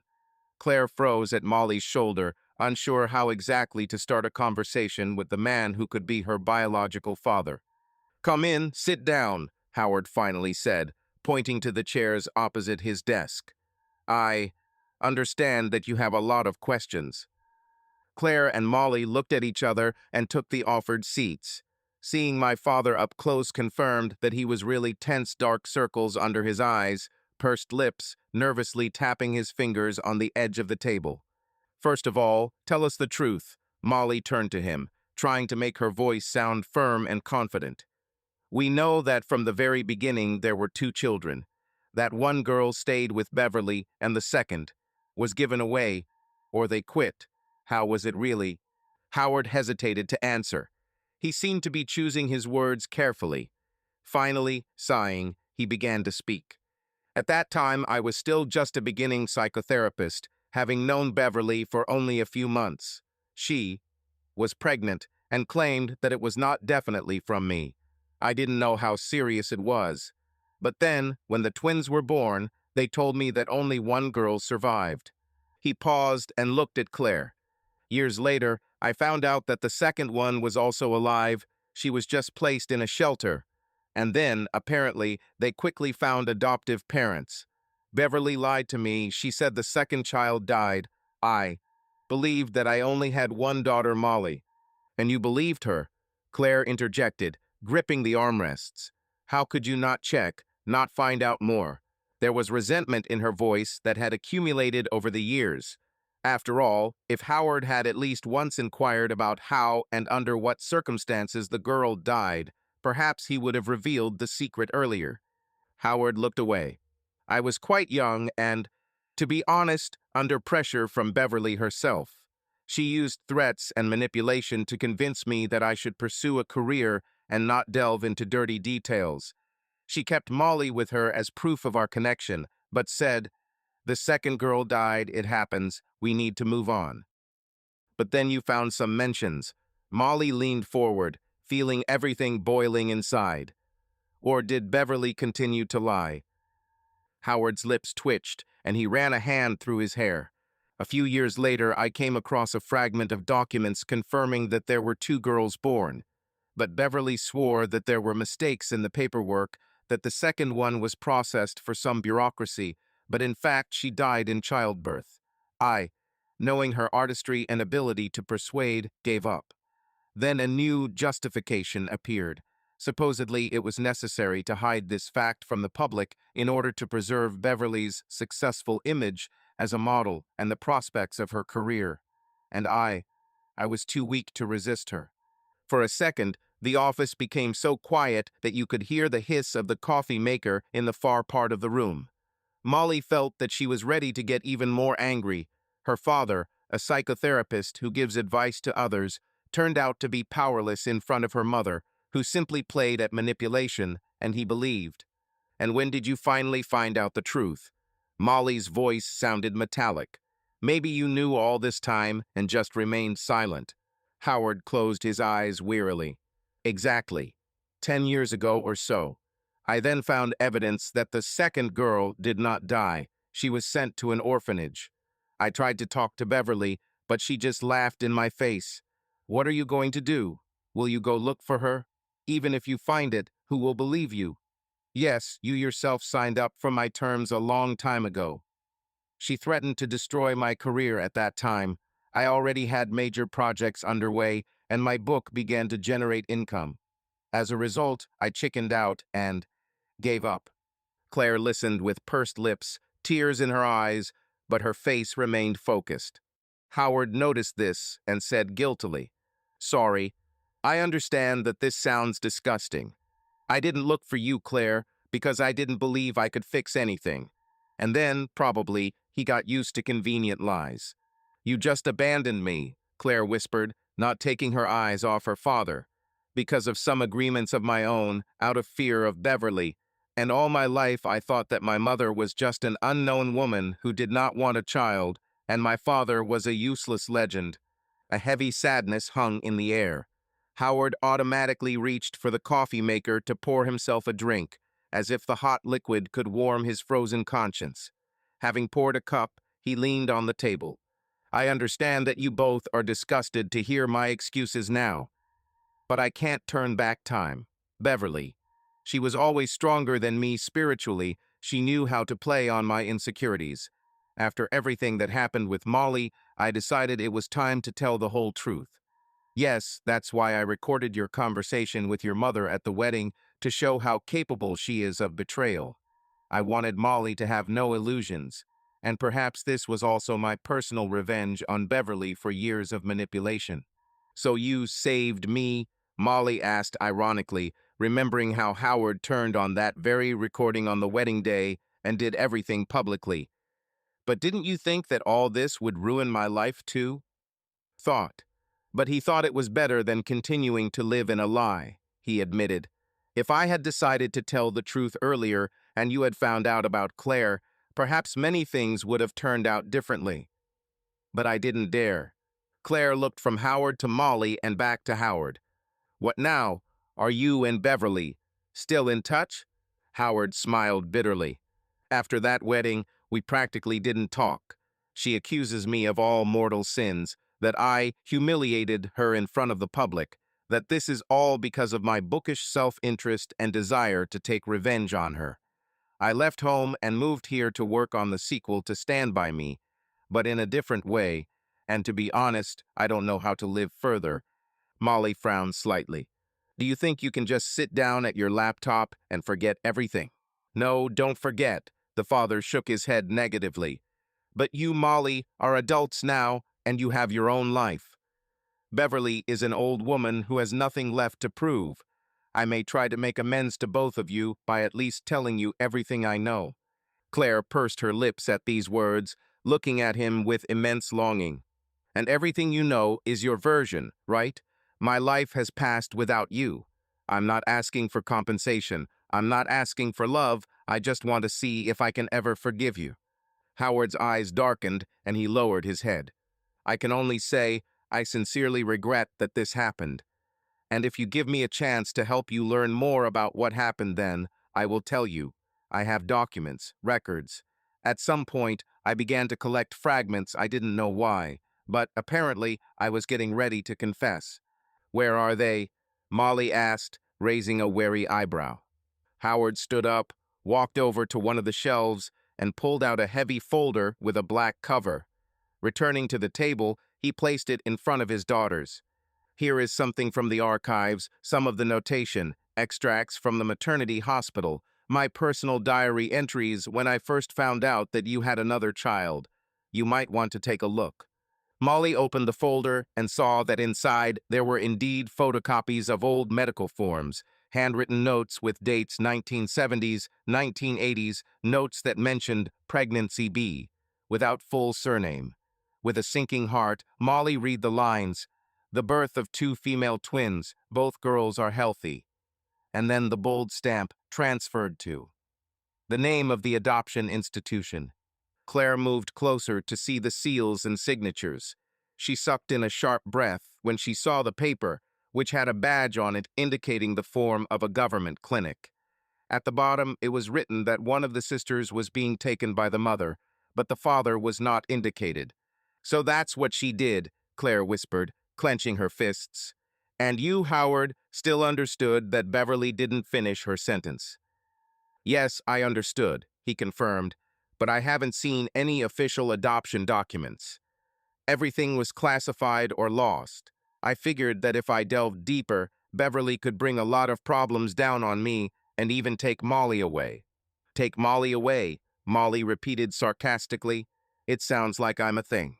Sorry, Howard spread his hands in confusion. I'm not making excuses. I understand how disgusting this all is. There was a long pause. Molly and Claire were leafing through the folder, and Howard was silently looking at the floor. Finally, Claire closed the documents and took a deep breath. Thank you for at least telling me everything now. But I still have a question. Molly and I want to understand whether Beverly should be legally responsible for this, or... It's unlikely that anything will come out officially, Howard admitted sadly. It was too long ago, and everything was done semi-legally. Perhaps Beverly and her friends embellished the story, so much so that in court there will be nothing to complain about. Molly shook her head. I don't want to put her in jail, but I want her to at least admit it to our faces. I want to understand why she did this, secretly from everyone. She abandoned one daughter, used the other for her own purposes. Howard closed his eyes tiredly. Then you will have to meet her. But be warned, she is not one to give up easily or feel remorse. She can attack you and turn everything upside down. Claire stood up from her chair. We'll figure it out. Would you like to come with us? Her father looked at her hard, then turned his gaze to Molly, who also stood up, holding a folder in her hands. If my coming changes anything, I'll go. But I'm afraid my presence will only make her angrier. I broke up with Beverly. You care, don't you? Molly said. If not, meet us there. In the house where we lived for so many years. Perhaps she still lives there. Howard nodded. Okay, I'll come later. Consider this my attempt to atone. Molly and Claire moved towards the exit. At the very door, Molly turned around for a moment. You know, Dad, you are not only her victim, you are also an accomplice. I don't know if I'll ever be able to trust you like I used to. I understand, he said quietly, lowering his head. The door slammed behind the daughters. They went out onto a chilly street where there was a light drizzle. Molly clutched the folder in her hands, feeling that they now had a set of evidence that could pin Beverly against the wall. But the main thing is that there are facts confirming that Claire is really her sister, that Beverly may have deliberately cut one daughter out of her life. Well, Claire asked, looking at the gray sky, shall we go to her right now? Molly frowned, turning up the collar of her cloak. Maybe we should take a little breath and arrange a visit tomorrow. I have the keys to this house. I left them. Suddenly, I wanted to pick up the last things. Beverly probably won't be happy to see us, but well. I'm ready even today, Claire admitted. But if you need time, give it tomorrow. Tomorrow, Molly concluded. I need to get ready. I don't want her to talk to me or throw another tantrum in public. They went to Molly's car, trying not to notice the biting wind. On the way, both were silent. The conversation with Howard and the documents found sounded like a resounding echo in their hearts. It was painful, unpleasant, but necessary to step towards the end. At the thought that they were about to meet Beverly, Molly gripped the steering wheel harder than necessary, and Claire peered into the gray streams of rain outside the window. Tomorrow there will be a decisive step, to find out from the mother herself why one daughter became ideal and the other superfluous. Somewhere in the depths of Molly's soul, a strange hope surfaced. What if Beverly will be happy to meet you? What if she repents and explains everything in human terms? But knowing her mother's character, she immediately cut herself off. This faith was too weak. Rather, you will have to prepare for a cruel conversation and new attacks. Claire, as if sensing this wave of thoughts, quietly placed her hand on Molly's arm. If anything, we are together. We now have more power than she does, and we already know her nature. Molly nodded, looking ahead. Yes, together, she thought. Now that she has a twin sister, her soul is a little calmer, as if the decrepit inner stronghold had finally found support. Next stop will be Beverly's house, and together with Claire, they were going to find out the whole truth, even if they had to face even tougher secrets than those that Howard revealed to them today. The next day, around noon, Molly and Claire drove up to a small mansion by the sea, where Beverly had lived for some time in splendid isolation. Molly once loved this house. Spacious rooms overlooking the ocean, snow-white furniture, vintage mirrors brought here after Beverly's endless moves. Everything here is imbued with the atmosphere of a bohemian nest, created by the exquisite hand of a former model. Today, however, this place seemed dark to Molly, as if the sun refused to illuminate the walls, saturated with secrets and lies. Claire tightly clutched the folder with the documents they had taken from Howard. Despite her excitement, she kept telling herself, "Now I'm not alone. I will hold on and not let myself be intimidated." Molly, opening the heavy oak door with her old key, felt how everything inside was shrinking. On the one hand, she longed for an answer and recognition. On the other, she was afraid of another blow from her mother. It was quiet inside, except for the faint roar of the ocean waves outside the wide windows of the living room. The familiar scent of Beverly's perfume filled her nose, mixed with something spicy, perhaps candles or incense. Molly and Claire walked down the corridor, finding themselves in a spacious living room with huge mirrored panels and ivory velvet chairs. Beverly sat at a wide glass table, dressed in a long silk cape. Molly noticed that she looked tired, but not at all confused. After all, Beverly knew how to maintain her posture and a cold gaze. Hearing footsteps, she raised her head, and a look of surprise or perhaps anger crossed her face when she saw an almost exact copy of her next to Molly. "Here are the guests," she said with a wry smile. "I thought you decided to cut me out of your life forever, Molly. And who are you? Or should I already guess?" She gave Claire an appraising look from head to toe, with a hint of defensive predatoriness. "My name is Claire," she introduced herself, trying to speak calmly, although everything was seething in her soul. "And I am your second daughter, the one you abandoned in the maternity hospital." The words sounded harsh and uncompromising. Molly noticed Beverly's shoulders twitch for a moment, but she quickly pulled herself together. "Oh, so it has come to this. Did you find the archives? I wonder who reported." Molly closed the living room door and stepped forward. "Dad gave us the documents, and we want you to tell us everything. Why did you do this? Why did she hide her sister? Why did she lie to everyone around her that the second child died?" The mention of her father apparently hurt Beverly. She snorted. "Howard is a pathetic coward. How many years have you been walking on tiptoe, afraid to move without my consent? and now you've decided to show everyone your fairness. So, did you pick up his cheap drama? Wonderful. Claire clutched the folder tighter to her chest. Yes, that's right. He could have dealt with this years ago, but he didn't dare. And I want to hear the truth from my mother, even if she is like you. From mother? Beverly asked, raising her eyebrows. Don't be naive, girl. Your adoptive family was your mother, since they took you in and raised you better than I could have. A tense silence hung in the room. Molly could hear the waves crashing outside the large windows, and her heart was pounding wildly. Everyone inside screamed, "How can she speak so cynically?" But it's your choice to give away one daughter and leave the other. Isn't it? Molly said quietly, looking her mother straight in the eyes. Beverly pursed her lips and looked out the window. Perhaps it was not a voluntary choice. I was young, my modeling career. Howard behaved then like a boy, unable to provide for his family. I definitely wasn't going to raise two children. My plans were different. Besides, I wasn't going to be a model mother. I told him that I would keep one child and give away the second. He didn't even protest properly. Claire gasped indignantly. You talk about the child as if it were a thing. Yes, at least you would visit me or look for me. For what? Beverly asked with a cold grin.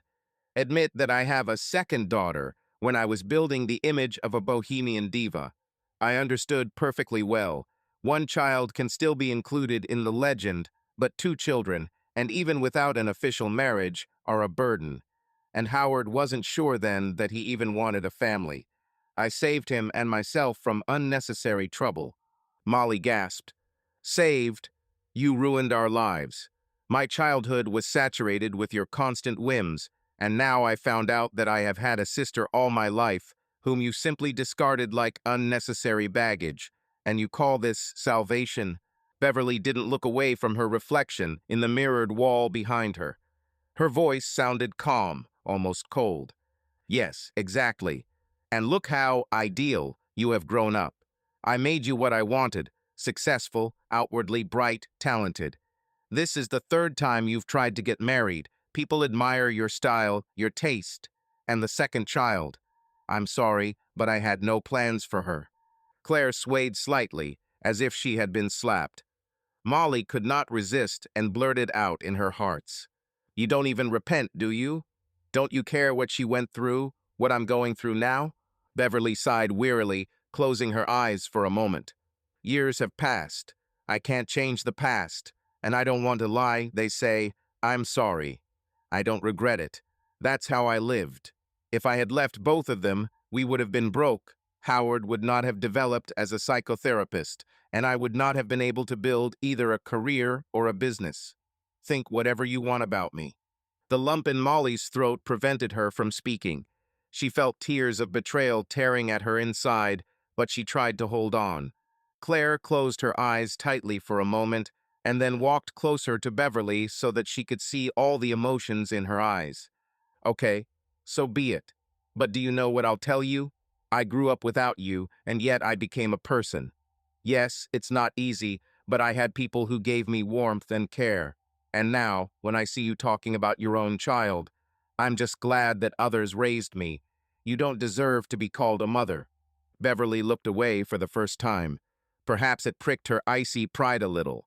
But after a second, the familiar arrogance appeared on his face again. Great if so. So we have nothing to talk about. I think you only need answers. You got them. Go. Live your lives. As far as I can see, you are both strong enough to cope without me. Molly felt that if the conversation continued, it would all turn into an endless squabble with zero meaning. The mother made her choice decades ago and has no regrets. Nothing will move her from this position. Suddenly steps were heard from the corridor, and Howard entered the living room. Apparently, he had arrived by agreement. In his hands, he held a new book with a bright cover. Seeing the situation in which the negotiations were taking place, he stopped mid-step. I didn't interfere? He asked quietly, looking around the three women. Beverly just raised her eyebrows contemptuously. Oh, here is our hero author, who ruined my entire reputation. Well, you're welcome. I'm just explaining to your daughters that I haven't felt remorse for a long time." Claire wanted to say something, but Howard motioned for him to speak. He walked up to Beverly, peering intently into her face. "You know, Bev, I didn't dare confront you for many years, but now I've finished my new book. It's called Women I Loved and Treated. And there is the whole truth about my relationship with you, about the manipulations that you did." Hearing this, Beverly narrowed her eyes. "Are you threatening to make me look bad again? I doubt I care. I don't care anymore." Howard sighed quietly. "At least admit that you had no right to hide Claire." "What are you saying?" Beverly said, waving her hand. "You were nearby and didn't interfere. And now you are presenting yourself as a great whistleblower. Stupid." Howard stopped short, realizing that arguing with her was like fighting a shadow. He turned to his daughters. "Did you find out what you wanted? I wish she was sorry, but you can see for yourself." Molly and Claire looked at each other. In response, Claire nodded, clutching the folder to her chest. "Yes, we learned enough. There is nothing else here." Molly looked at her mother. For so many years she had dreamed of warm, albeit late, maternal repentance, but she saw in front of her only a cold bohemian old woman who denies everything and is proud of her strength. "We're leaving," Molly said evenly, although everything inside hurt. "And if you ever realize that you've made a mistake, you can call. But I won't knock on that door anymore." Beverly looked at her with icy sadness. "Live as you wish. Just don't repeat my mistakes, Molly," she suddenly burst out. And although the voice remained cold, it seemed that there was something similar to a spark of regret in these words. Or maybe it was just a play on intonation. Claire was the first to turn towards the exit. Molly followed her, and Howard, pausing for a few seconds, said quietly, "I hope that in your old age you will understand what you have lost. Goodbye, Bev." "Hardly," she responded, turning to the window, where the beach waves dispassionately rolled onto the shore. And that was the end. They left the living room, closing the door behind them, as if putting an end to this heartless story. It was late afternoon when Molly and Claire returned to Molly's apartment. Things were still packed, most of them in suitcases and boxes. Both of them had a difficult devastation in their souls after meeting Beverly, but also a feeling that a certain block that had been pressing on them for a long time had finally fallen off. "What will you do next?" Claire asked, looking at the packed things. "I'll leave this city," Molly answered with quiet determination. "Most likely to the ocean, but to a different place away from this house and all the memories. And there I will start from scratch." Claire smiled slightly. "Do you mind if I go with you? At least for a while.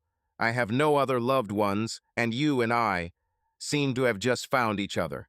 "Certainly." Molly even beamed, hugging her sister, and although the circumstances of their meeting were tragic, the joy of finding a soul mate still peeked through the pain. They sat down on the floor right among the boxes of things and poured the remaining wine from the refrigerator into glasses. A beautiful sunset began outside the window dim, with lilac hues like a soft farewell greeting to the passing day. "And Dad," Claire said thoughtfully, "it turns out that he is now publishing the book, Women I Loved and Treated. Will he come to us later?" Molly looked at her phone, where a photo of Howard with that same cover was displayed. He already managed to post it on the publishing house's social networks. "I don't know," she answered, turning her gaze to her sister. "But I have no particular desire to communicate closely with him now. Maybe someday he will understand how much he hurt us. If he wants, he will find a way to make amends. In the meantime, let him live with the knowledge of what he has done." Claire nodded quietly. Outside the windows, the sun's disk was sinking below the horizon, filling the room with a soft orange light. Molly ran her hand over an old frame that stood facing the wall. Once upon a time, there was a photograph of her and Beverly joyful, smiling. Now that smile seemed to be erased, replaced by a painful knowledge. She had never been a unique daughter for her mother, but only a chosen victim for her ambitions. But next to Molly sat Claire, her reflection, the sister she dreamed of, not knowing that the dream was real. And there was more warmth and light in this than in Molly's entire previous life, poisoned by Beverly's selfishness. "Well, are we finally packing our bags?" Molly asked, raising her glass. "Let's start all over again. Together." Together, Claire breathed out with relief. "We have a chance to get out of this hell." They took a sip of wine, feeling the nasty lump of anxiety go away. Tomorrow promised to be the beginning of a new chapter, without Beverly, without a betrayed groom, without his father's timidity. It may not be easy, but they now have each other, and that's worth a lot. "Sisters," Molly said out loud, tasting the word. "What an irony that we only found each other now." Claire smiled. "But now no one will separate you." The sunset rays stretched out like golden ribbons along the walls, and in this farewell light they looked like reflections of each other in some kind of heavenly mirror. Having gone through lies, betrayals, and family secrets, both understood that the worst was behind them. Ahead is the road they chose themselves. And finally, they will live based not on false promises, but on their own strength and mutual support. Subscribe to our channel so that your love doesn't cheat on you, and go ahead and listen to the next story, because this story is nothing compared to the next one. If you're under 18, don't even think click to the next one.